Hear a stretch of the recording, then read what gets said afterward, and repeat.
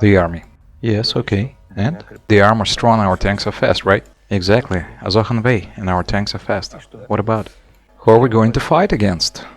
We are not going to fight against anyone. We're going to create conditions so that nobody wants to fight against us, so that no one even thinks about it. But there's a concept of reasonable sufficiency. Yes, sure there is, and that's exactly what we adhere to. As of today, we rank number 7 as far as military spending goes. The US has outspent us. Donald told me they have approved a crazy huge budget for the next year, 738 billion, I believe. Was he bragging? No, he said that with regret. He said the costs were too high, but they are forced to do it. He's actually a proponent of disarmament, as he told me. Then why won't he sign all those treaties?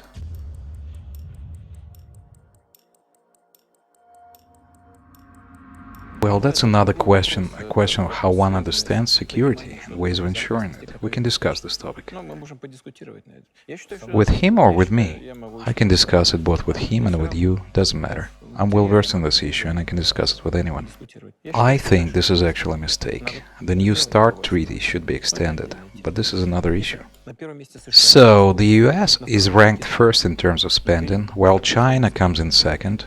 Saudi Arabia, strangely enough, is ranked third. Then comes Great Britain, France and Japan. Japan has surpassed us, as we finally come in the 7th place. Moreover, our annual military spending is decreasing each year. In contrast, other countries' military spending has been increasing.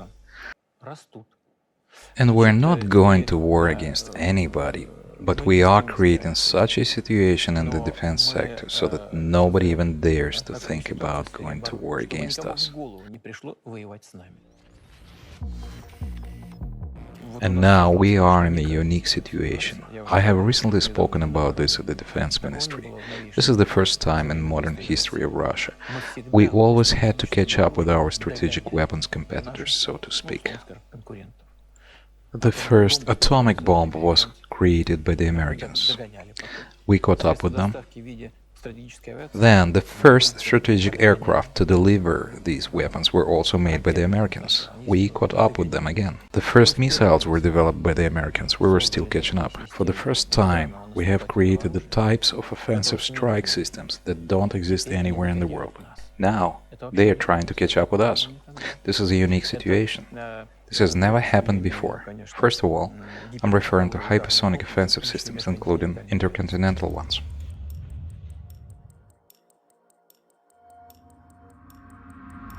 In the year 2000, we had slightly over 1,300,000 people serving in our army. Now, a little more than a million. Back then, we increased the share of modern military equipment by just 1% a year.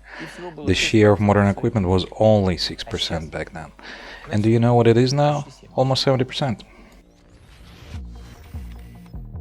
Well, if we look at Chekhov's principle, if there's a hypersonic rifle hanging on the wall, in the third or second chapter it must go off. That may be true for the theater, but in real life, security and political reality are governed by another rule. Do you know which one? It will go off if it is hanging on just one stage. And if a similar rifle is hanging on a stage nearby, it is unlikely that anybody would dare to use it.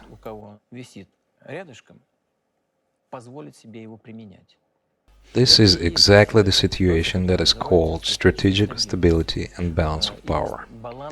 Due to this strategic balance, the world has avoided major military conflicts after World War II, precisely thanks to this strategic stability and strategic balance.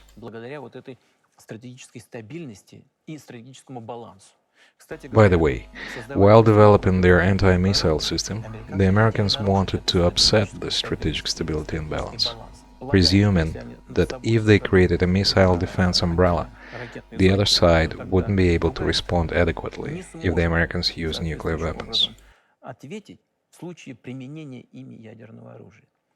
However, having developed our modern systems, including those that can easily penetrate any anti-missile systems, we maintain the strategic stability and strategic balance. It is essential not only for us, but also for global security.